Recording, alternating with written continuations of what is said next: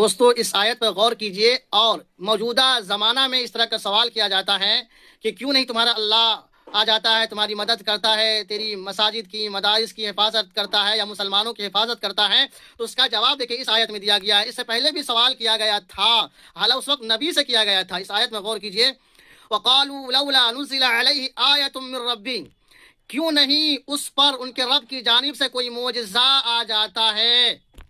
قل ان اللہ قادر علی ان ينزل آیۃ ولکن اکثرهم لا يعلمون، اے نبی صلی اللہ علیہ وسلم آپ کہہ دیجئے کہ اللہ تبارک و تعالی معجزہ لانے پر قادر ہے، معجزہ نازل کرنے پر قادر ہے، لیکن اکثر لوگ نہیں جانتے۔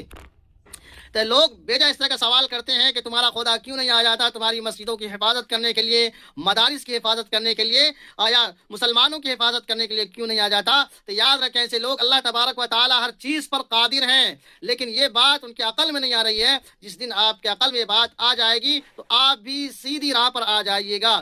اس لیے جو تکلیف دی جا رہی ہیں، جو اذیتیں پہنچائی جا رہی ہیں، اس پہ کہا گیا ہے فَصَبَرُوا عَلَى مَا كُذِّبُوا وَأُوذُوا حَتَّى أَتَاهُمْ نَصْرُنَا۔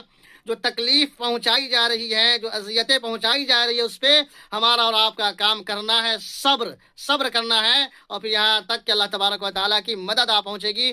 صبر کیجئے، صبر کا دامن تھامے رکھیے۔